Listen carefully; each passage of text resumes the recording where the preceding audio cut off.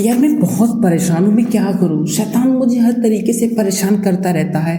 मैं जो काम करता हूँ उसी काम में वो खामियां निकाल कर मुझे बताता है कि ये देख, तूने गलत कर दिया, तूने पाप कर दिया। और पाप याद भी खुद दिलवाता है और उसके बाद वो ये भी दिखाता है कि तुम प्रभु के पास नहीं जा सकते। मुझे भी उसने एक वचन दिया और उसमें उस वचन में मुझे बताया कि प्रभु यीशु मसीह ने कहा कि जो बार बार जानबूझकर पाप करते हैं उनके लिए और कोई पाप शेष नहीं, पाप के लिए बलिदान शेष नहीं। तो मैं क्या करूं? यहाँ पर प्रभु का वचन तो कहता है कि बार बार जानबूझकर पाप मैंने किया है, तो फिर अब मेरे लिए तो कोई भी बलिदान उत्तम नहीं है। यहाँ तक कि यीशु मसीह का बलिदान भी मेरे लिए उत्तम नहीं है। क्या ये सच है? और क्या अब मेरा कोई उद्धार नहीं है? क्या अब मेरे लिए कोई बलिदान नहीं है? क्योंकि प्रभु का वचन ही यही कह रहा है कि जो बार बार पाप करते हैं, जानबूझकर एक ही करते हैं, तो उनके लिए और कोई भी बलिदान शेष नहीं। जो यीशु मसीह ने दिया वो भी नहीं, कोई बलिदान नहीं, साफ साफ लिखा है। तो क्या मेरे लिए कोई भी बलिदान शेष नहीं है?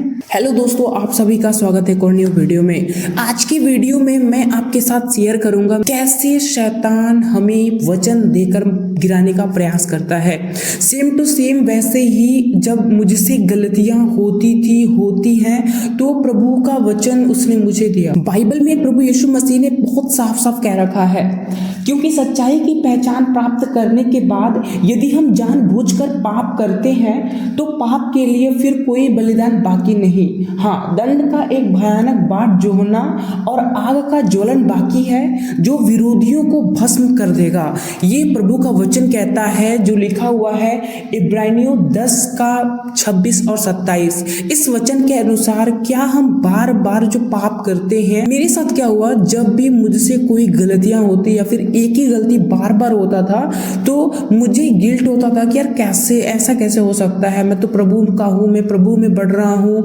मैंने यीशु मसीह पर विश्वास किया है और यीशु मसीह को मानने वाले पवित्र होते हैं, वो उसकी आज्ञाओं पर चलते हैं, कोई गलत नहीं करते, पाप नहीं करते, चोरी नहीं करते, हत्या नहीं करते, हर वो गलत काम नहीं करते।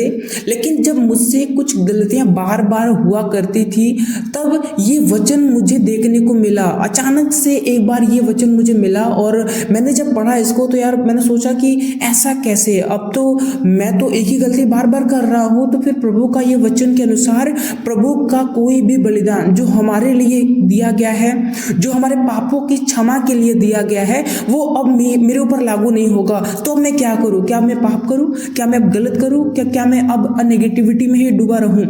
क्योंकि प्रभु का वचन साफ साफ कहता है कि सच्चाई की पहचान प्राप्त करने के बाद यदि हम जानबूझकर पाप करते हैं तो पापों के लिए फिर कोई बलिदान बाकी नहीं है। तो मुझे लगा कि अब तो मेरे लिए कोई ऑप्शन नहीं है, अब मेरे पास कोई ऑप्शन ही नहीं है, क्योंकि मैं एक ही गलती बार बार कर रहा हूँ। अब प्रभु का वचन भी साफ साफ कह रहा है कि ऐसी बात है और अब मेरे लिए तो कोई भी बलिदान नहीं है। तो अब अच्छा तो यही है कि अब मैं गलती कर लूँ, ये मेरे माइंड में आया। लेकिन कुछ समय बाद प्रभु की आत्मा के द्वारा मुझे ये रियलाइज हुआ कि नहीं, ये गलत बात है, क्योंकि प्रभु का वचन हमें कभी भी गिरा नहीं सकता, वो हमेशा उठाता है।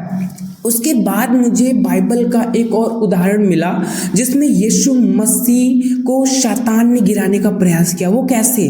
जैसा कि आप देख सकते हैं, सबसे पहले हम बाइबल के एक दृष्टांत को लेते हैं, उसके बाद हम आते हैं। तो बाइबल में यीशु मसीह जब उपवास में थे, जब 40 दिन तक वो पहाड़ पर थे, तो वहाँ पर जब वहाँ से लौटे फिर उसके बाद शैतान ने देखा, वो बाट जो रहा था, कब ये खाली हो, फिर मैं अपना वार ले लूँ। फिर वचन कहता है कि यीशु मसीह को भूख लगी तो शैतान तुरंत तैयार हो गया। उसने कहा कि तुझे भूख लगी है तो इन पत्थरों को कह दे कि ये रोटी बन जाए और तू खा ले अपना, क्योंकि तू भूखा है। बात तो सही है, वचन साफ साफ कहता है कि यीशु मसीह को भूख लगी, यीशु मसीह भूखा हुआ और शैतान ने भी मौके का फायदा उठाया। उसने भी कहा कि वचन कहता है कि पत्थर को रोटी बोल, हो जाएगा, रोटी बन जाएगा। यीशु मसीह ने कहा कि नहीं, उसने नजरअंदाज करके आगे बढ़ गया। फिर उसके बाद एक बार और उसने कहा कि ये जो तू देख रहा है, ये जो तू सारा संसार देख रहा है, ये महल देख रहा है, ये राज्य देख रहा है, ये लोग देख रहे हो, ये संपत्ति देख रहे हो, मैं तुझे दे दूंगा अगर तू मेरे सामने दंडवत हो जाए। लेकिन वो नहीं हुए। उसके बाद कुछ समय बाद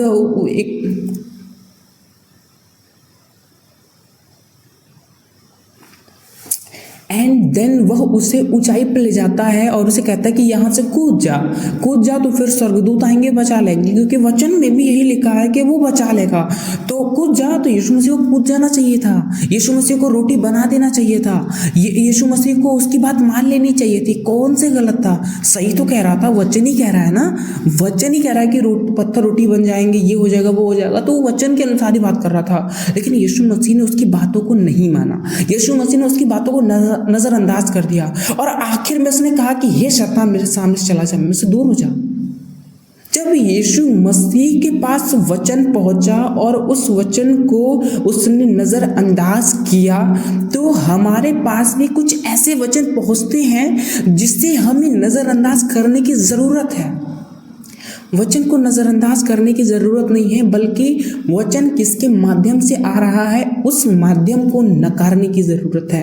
और तो मेरे साथ भी कुछ ऐसा ही हुआ कि जब हम गलतियाँ कर रहे थे, जब मुझसे गलती हुई तो शैतान मुझे ये वचन दिया और उसने कहा कि यार अब तो तेरे पास कोई ऑप्शन नहीं है, तो अब तो चला जा, अब तो ख़त्म, अब तेरा कोई बलिदान तेरे लिए नहीं है, कुछ भी तेरे लिए अब शेष नहीं है, इसलिए तू अब यहाँ से निकल, अब तुम पाप ही करो, अब तो गलती कर, तू हमेशा गलत कर, जो गलत कर सकता है आप गलत कर, क्योंकि अब तेरे लिए तो कोई बलिदान नहीं है, फालतू तू ढोंग करेगा, तू अच्छा बनेगा तो वैसे भी तेरे लिए कोई फायदा नहीं है। तो शैतान हमें गिराता है।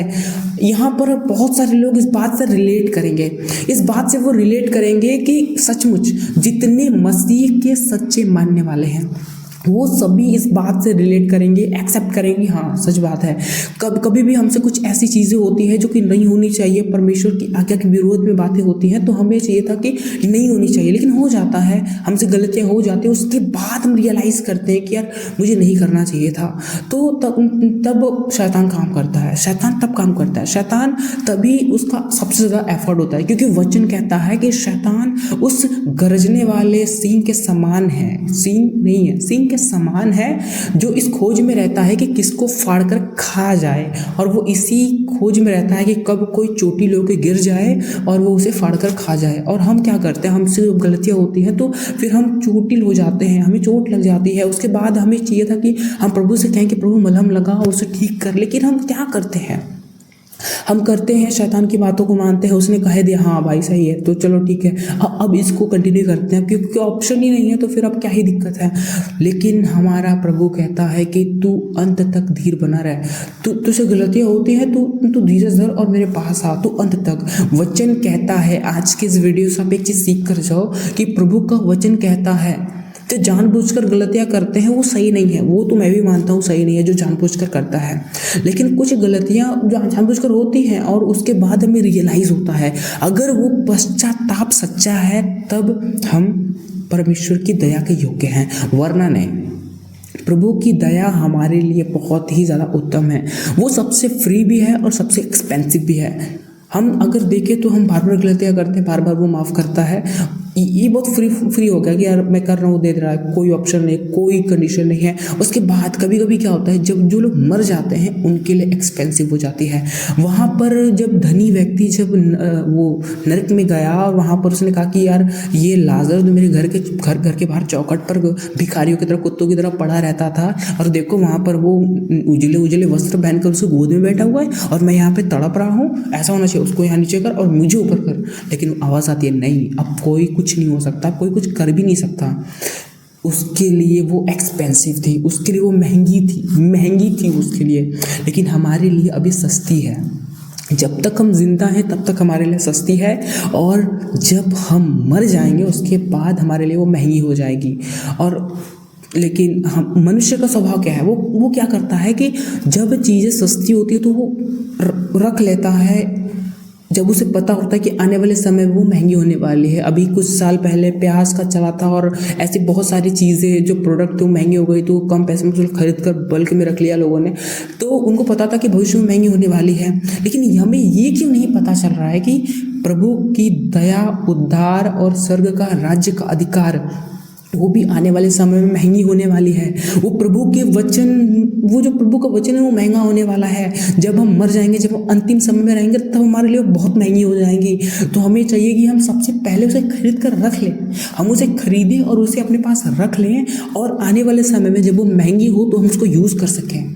वरना हमारे पास कोई ऑप्शन नहीं रह जाएगा। जब पैसा ही नहीं होंगे तो हम खरीदेंगे क्या? महंगाई में गरीब व्यक्ति कभी जिंदा नहीं रह सकता, और वो गरीब के समान है जिसने उद्धार नहीं पाया, और वो उस गरीबी में जी रहा है जहाँ पर चीज़ें तो हैं लेकिन वो महंगी हैं, जिसे वो कभी खरीद नहीं सकता। सेम एज आज के टाइम पे शैतान हमें गिरा रहा है कि हम उस महंगी चीज़ को ना खरीद सकें, हम उस महंगी चीज़ को खरीद ही ना सकें, उसको फ्री में वेस्ट कर दें, उसको व्यर्थ कर दें। लेकिन हमें चाहिए कि हम प्रभु के काम को करें और हम इन चीज़ों से बचें। शैतान क्या करता है? हमें वचन से गिराता है, लेकिन हमें वचन में बने रहना है, वचन में दृढ़ रहना है, वचन में अटूट रहना है, जिससे शैतान अगर वचन दे भी तो हम उसे कैंसिल कर दे। हमें वचन का अनादर नहीं करना है, हमें वचन देने वाले का अनादर करना है। शैतान जब वचन देता है उसे तोड़कर, उसे मुंह मोड़कर जवाब तो ऐसा कि वो भाग जाए यहाँ से। तो इस तरीके से हमें जीना है। प्रभु का ये वचन जो कहता है कि सच्चाई की पहचान प्राप्त करने के बाद अगर कोई पाप करता है तो उसके लिए कोई बलिदान शेष नहीं है, ये उन्हीं के लिए है। और ये सच है, वो 100% जो बार बार जानबूझकर करते हैं वो उनके लिए है। बहुत सारे ऐसे उदाहरण मैं दे सकता हूँ, जैसे बाइबल में फरीसियों का है और धर्मशास्त्रियों का है, जो कि दिखावा तो करते हैं, वो कंटिन्यू करते रहते हैं, उनके लिए कोई भी चीज़ नहीं है। क्योंकि प्रभु कहते हैं कि ऊँट का सुई के नुक से निकल जाना सहज है, लेकिन धनी व्यक्ति नहीं जा सकता, और ये फरीसी तो बिल्कुल नहीं जा सकते। तो प्रभु का ये जो कथन है, ये जो स्टेटमेंट है, वो बहुत ज़्यादा उत्तम है, और ये है, ये गलत नहीं है ना, ये कैंसिल है। ये उनके ऊपर तब नहीं लागू होगा जब वो ईमानदारी से पश्चाताप करके प्रभु में वापस आएंगे और प्रभु को एक्सेप्ट करके अपनी सारी गलतियों को मान लेंगे और दोबारा ना करने की शपथ खाएंगे। ये उनके लिए वैल्यूबल नहीं है, क्योंकि उन्होंने तो पश्चाताप कर लिया। ये उनके लिए है जो चाहकर जानकर करते रहते हैं, ये उनके लिए है। तो आज के वचन के द्वारा, आज के इस वीडियो के द्वारा मैं आशा करता हूँ कि आपने कुछ सीखा है, कुछ पॉजिटिव सीखा है। अगर आपने कुछ सीखा है तो प्रभु का धन्यवाद करिए और वचन में पढ़ते रहिए, वचन को पालन करते रहिए। वचन को पढ़ने के बाद प्रचारकों को सुनिए। मैं इस वीडियो के अंत में भी यही कहना चाहूँगा कि आप सूरज प्रेमानी इस तरह की वीडियोस को देखा करिए और उनसे आप बहुत कुछ अच्छा सीख सकते हैं, बहुत कुछ पॉजिटिव सीख सकते हैं, और आप अपने जीवन में बहुत आगे बढ़ सकते हैं उनके द्वारा प्रभु के वचन को सुनकर। तो आज की वीडियो यहीं तक, मिलते हैं नेक्स्ट वीडियो में। आप सभी को जय मसीह की, प्रेज द लॉर्ड।